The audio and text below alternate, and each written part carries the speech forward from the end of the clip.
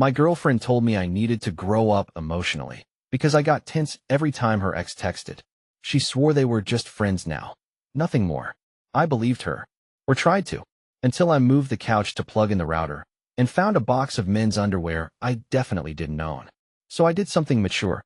I mailed them back to him. With a note. You forgot this at our place. Now guess who's suddenly done with drama? I used to think emotional maturity meant not asking too many questions. Camille and I had been living together 6 months. She was cool, artsy, said things like, jealousy is a social construct. Her ex, Julian, was part of her healing journey, which apparently meant FaceTiming him every Thursday after therapy. I played along. I nodded. I self-soothed. Until one day, while cleaning under the couch, I found a sleek black box. Inside, Calvin Klein briefs. Size too big for me. Color, passion red. Read on to see what I did next, and why sometimes letting go means mailing receipts. I was just trying to fix the Wi-Fi. That's how these things start, with something innocent. Router kept cutting out, so I got on my knees behind the couch, cursing at the blinking lights and the nest of tangled cords like it personally betrayed me. I reached under to guide the power strip out, and my hand hit a box. Not a tech box. Not one of mine. It was sleek, matte black, with a silver ribbon still half attached like someone opened it in a hurry. For a second, I thought maybe Camille had bought me something, late birthday, early apology, whatever mood she was in that week. But no, when I opened it, inside were 2 neatly folded pairs of Calvin Klein briefs. Red. Silk. Size L. I'm a medium. Boxer briefs. Never silk. I sat there for a moment, still crouched like some idiot gremlin with a treasure chest of unwanted knowledge. There was no card. No receipt. Just 2 smug little tokens of intimacy tucked away behind our couch cushions like a secret shrine. I didn't yell. Didn't storm into the kitchen waving underwear like a battle flag. I closed the box. I sat on the floor and stared at the wall. My brain tried to play catch up with my gut. You know that slow delay when you know what you've seen but your body doesn't want to accept the math? Camille's voice drifted in from the kitchen. She was on speakerphone, laughing. You're the worst, Jules. No, I didn't tell him. He'd implode. Jules. Short for Julian. Her ex. The one who was like a brother now, who helped her heal, who knew her before she had walls up. I had nodded through every cliché. Trusted the process. Let her keep her emotional museum while I paid for half the rent, and let her pick the damn couch that now held evidence of a visit I was never told about. I didn't interrupt. I didn't say a word. I just placed the box under the bathroom sink, next to the backup towels. I knew I wasn't going to bring it up. Not yet. That would make it about trust, feelings, arguments I wouldn't win. Camille was skilled at that, twisting things into a lesson I needed to learn about myself. No, I needed something cleaner, sharper. So I waited, breathed. But one thing stuck in my head, circling like a mosquito I couldn't swat. I didn't know red silk came in open relationship size. After the underwear incident, I started acting like the world's most emotionally mature boyfriend. Which is to say, I said nothing. I smiled more. I made coffee in the mornings and handed it to her with 2 hands, like some Zen monk serving up enlightenment. Camille called it a new vibe, said she could feel my energy softening. She had no idea I'd gone full surveillance mode. Not cameras, not GPS trackers. I didn't need any of that. All I had to do was pay attention, something she clearly thought I'd stopped doing around week 4 of cohabitation. Her phone was always face down. Always. She'd lock the screen mid-scroll when I walked by. Said it was just a reflex. I nodded. Of course. Healthy relationships are built on reflexes of secrecy. Thursday night. Always Thursday. She'd curl up on the couch with her blanket and laptop. She wore headphones, but still giggled.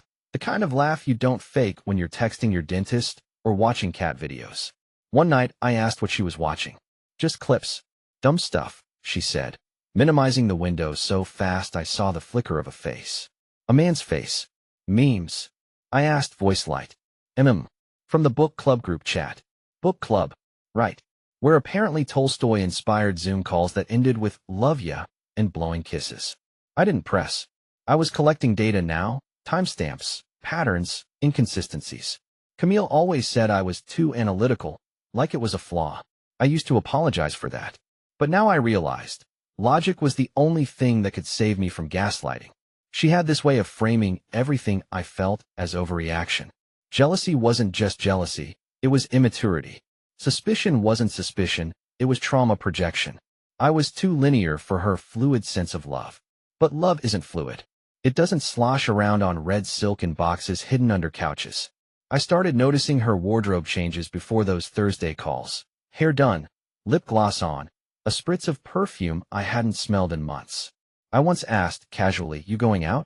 She blinked. "What? No. Just comfy. Comfy and lace." She stared at me, daring me to challenge her. I didn't. I kissed her on the forehead and went to the kitchen. And that's when I knew. She didn't think I'd ever say anything. She thought she had me trained, the enlightened boyfriend who knew better than to make a scene. She was right. I wasn't going to make a scene. I was going to write one. Because apparently Tolstoy sends shirtless selfies now. Revenge doesn't always start with rage. Sometimes it starts with a shipping label. It was Friday morning. Camille had left early for sound bath yoga, which I assumed was code for texting Julian uninterrupted. I made eggs, scrolled through Amazon, and ordered a box. Matte white. Ribbon ready. Pre-folded tissue paper. If you're going to send a message, it should look like a gift. I waited 2 days. Watched her slip into her weekend rituals, sunlight coffee, avocado edits for Instagram, catching up with old friends that somehow always required locking the bedroom door. I didn't flinch. Didn't question. I hummed while vacuuming. On Monday, the package arrived. I took the box from the porch like it was precious cargo, carried it straight to the bathroom, pulled the Calvin Kleins from under the sink, smoothed them out like a tailor, folded them with care, laid them in the box, added a thin sheet of tissue, and taped it shut. Then came the note. Simple. Black ink, small card. "You forgot this at our place." I underlined our. Not too aggressive. Not too obvious. Just enough to remind him he'd left something behind in the wrong timeline. I Googled Julian's name. Took less than a minute to find his freelance photography site, complete with a business contact address in Silver Lake. Of course, I addressed the envelope by hand. No return address. Just a clean box from a clean man with a clean exit plan. The post office clerk smiled. Sending a gift? I smiled back. More of a reminder. $7.45 later, my message was on its way. And just like that, I felt lighter. Not vindicated. Not victorious. Just done. There's a strange kind of peace in letting the facts speak for you. I didn't need to argue. Didn't need to scream, or accuse, or demand she define what emotional closure really meant. I just needed him to open that box. To see his own choices reflected back, silk and smugness and all, and realize that someone out there was paying attention. And if Camille got caught in the fallout? Well, she always said I needed to let go of things that didn't serve me. I was just following her advice. Petty is cheaper than therapy, and faster. It arrived on Wednesday. I knew because Camille's phone started vibrating on the countertop like it was having a seizure. I was in the kitchen pretending to look for oat milk, but really, I was just waiting. She picked up on the third ring. Didn't check who it was. Just answered with that overly sweet hello. She reserved for men she still had power over. Then came the silence. Then the yelling. Not hers, his. Julian's voice came through the phone so loud I could hear it clearly from across the room. He wasn't subtle. "You think this is funny?" he barked. "Sending me my own damn underwear? You're insane." Camille went pale. "What are you talking about?" "You know exactly what I'm talking about. A box. From your place. With your boyfriend's handwriting, I assume. Or was that you trying to be clever?" She turned to me slowly, phone still against her ear, and stared like she was trying to unpeel my face. I blinked innocently. Bit into a banana. "No idea what you mean," she said into the phone, voice tightening. "I haven't sent you anything."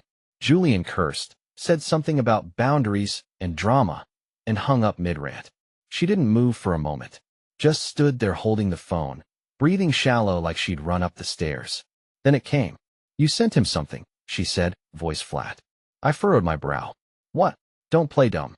I put down the banana. "I genuinely don't know what you're accusing me of. Should I be concerned?" She narrowed her eyes. "He said someone sent him a box. From here. With a note. About underwear." I shrugged. "Strange. You think someone's been snooping around our place?" That almost did it. Her jaw actually twitched. "You're lying. Are you?" I asked softly. There it was. One beat too long. One flicker too visible. I didn't press. Just gave a little smile and picked up my phone. She stormed out. Slammed the bedroom door. Left me alone in the kitchen with a half-eaten banana and a strange feeling in my chest. Not guilt. Not satisfaction.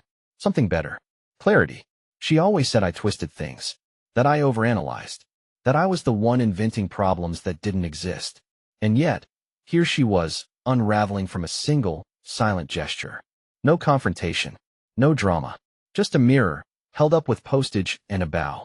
Apparently, honesty is toxic, but silence, devastating. By Saturday, she'd scheduled a therapy session. For us. Just to talk things through, she said, stirring her smoothie with a metal straw like it was the most natural escalation in the world. We've clearly hit a breakdown in communication. Right. Because the problem was syntax, not silk. I agreed.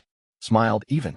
Let her send me the link to some soft-spoken conflict resolution specialist named Meredith, who wore turquoise earrings and had one of those soothing voices that made everything sound like a bedtime story, even betrayal.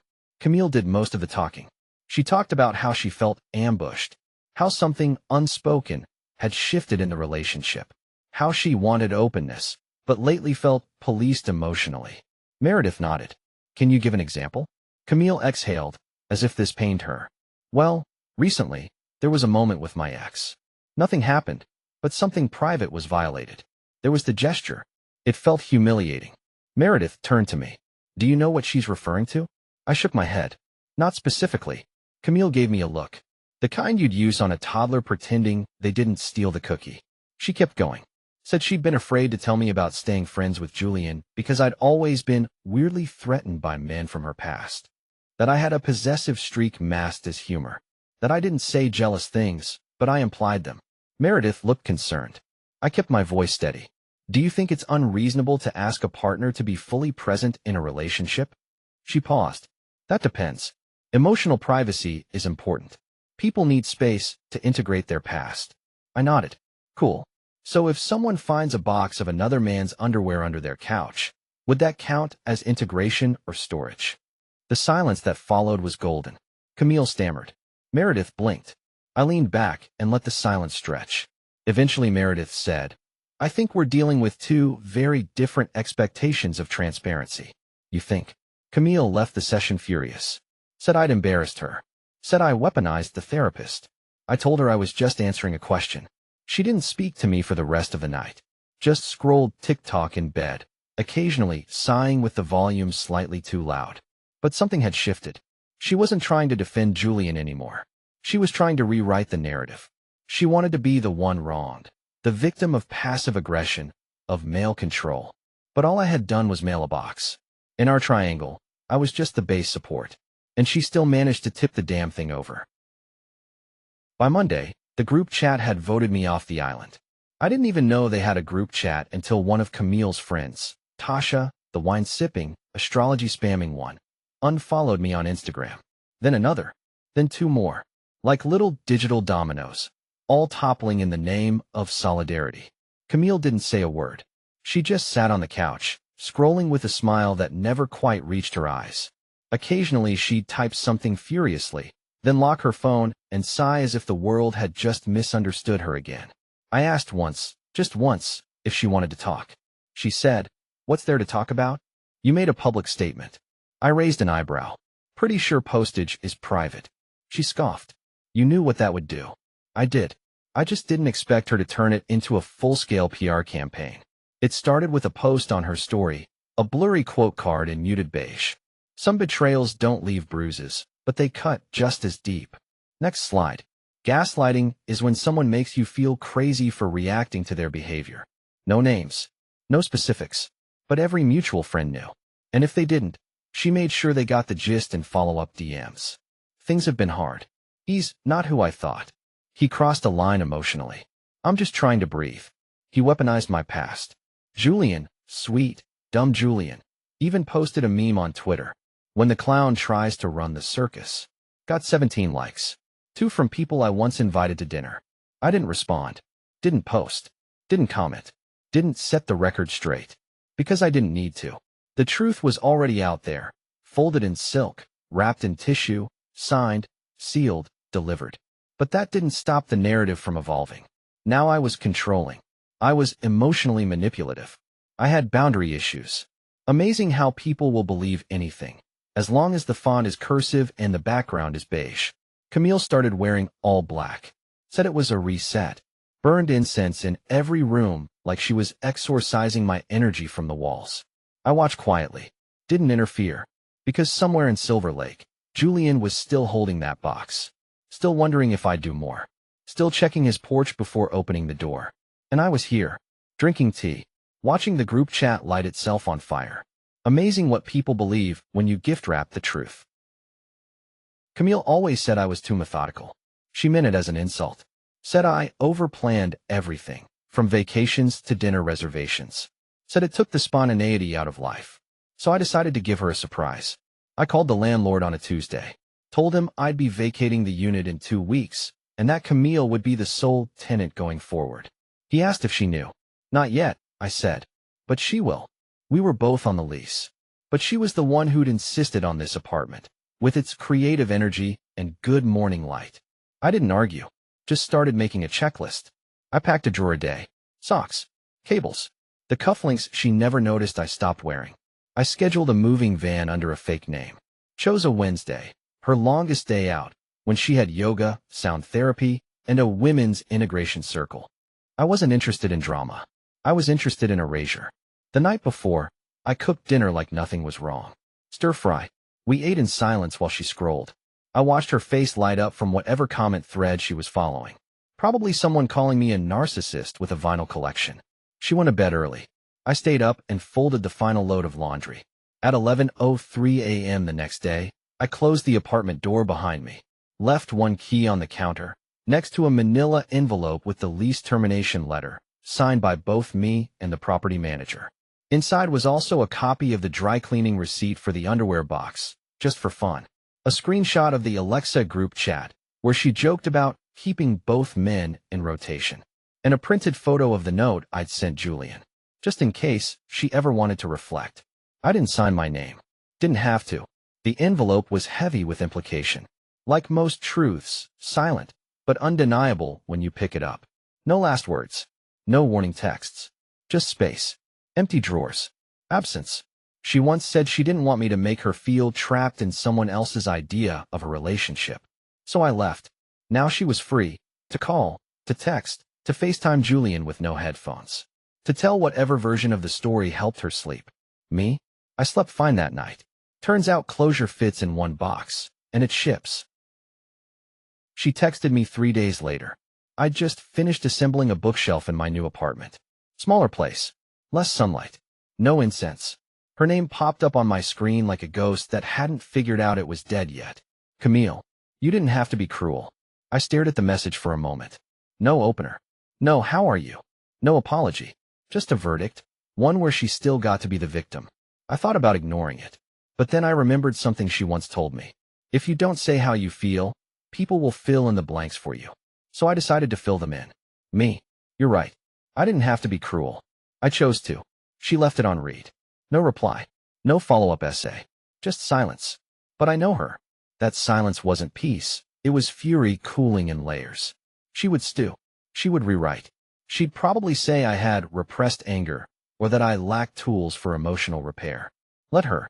I'd spent months walking on a tightrope of emotional neutrality, afraid that if I said too much, I'd be called insecure, and if I said too little, I'd be accused of emotional withdrawal.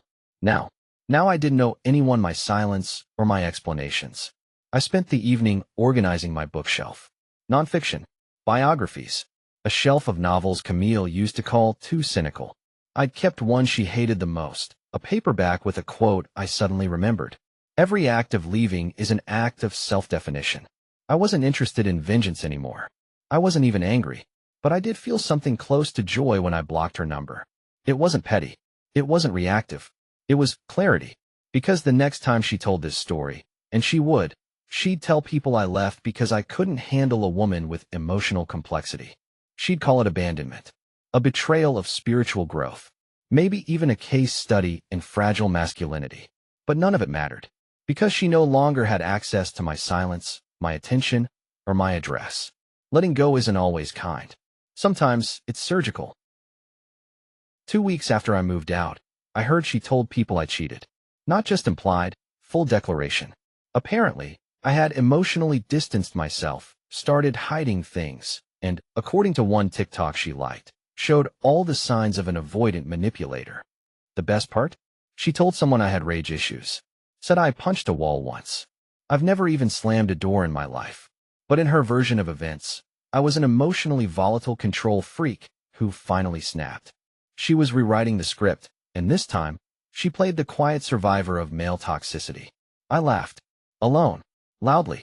I was standing in line at the grocery store when I saw one of her old friends, a guy named Evan who used to bring overpriced IPA to our game nights and quote podcasts like scripture. He looked at me like he'd seen a war criminal. Hey, I said casually. He gave me a nod, like he was afraid I might explode if provoked. I bought my groceries and left. Didn't even correct the record. Let them have their story. Because the truth was mine. Sitting quietly in a folder on my Google Drive. Screenshots, photos, receipts. Not for revenge. Not for leverage. Just so I wouldn't forget. In case one day I started to believe the revisionist history too. But I didn't. I bought a new couch. Firm. Neutral gray. No hidden boxes. No perfume baked into the cushions. I started sleeping better. Eating slower. Existing without constantly questioning if my reactions were valid. The funny thing about gaslighting is that it only works if you're still trying to get warm. Once you stop standing near the flame, everything gets a lot clearer. Every now and then, I'd get a DM from someone we used to know. Hey, just checking in. Translation, what happened? She's been posting cryptic quotes. I never answered. Let them wonder. Let them ask her. Let her spin. Because eventually, even good storytellers lose track of their own plot. And if Julian ever wonders whether I regret mailing that box, the answer is no. I regret not adding a return label, just to see what he would have sent back. Say what you want. I mailed the Truth Express. I never expected a relationship to teach me logistics. But here we are. A month after I blocked Camille, I logged into Reddit on a whim. r/true off my chest, r/pro revenge, r/breakups. The familiar blend of heartbreak and petty justice felt strangely comforting. I created a throwaway, titled my post. She said he's just her past, so I mailed him his underwear. I poured it all out. The box under the couch, the silent revenge, the lease letter mic drop. No names, just details crisp enough to hook attention, but vague enough to stay anonymous. I hit post and waited. In minutes, the upvotes trickled in. Comments poured. This is the most elegant petty plot I've ever seen. Honestly, he deserved it. Boundaries equals self-respect with packaging. Strangers were cheering my surgical clarity. Later that evening, I got an unexpected message in my real inbox. No subject, no name. I don't know who you are, but bravo. That was art. I smiled and deleted it. Closure, it turns out, isn't a feeling. It's a series of actions you design to leave no loose ends. It's the peace you feel when the last drawer is empty, the final text is blocked, and the only narrative left is the one you write yourself. I thought I might feel regret, guilt, a pang of maybe I went too far. But all I felt was relief. I turned my phone off, stood by the window, and watched the sunset over a city that felt new again. The silence was mine, untouchable, unedited, undeniable. So here's the question I left at the end of my Reddit post. And here's the question I'm asking you. What's the most satisfying way you've ever boxed up someone's betrayal and shipped it? Drop your stories below. I need to know if pettiest really is the highest form of self-care.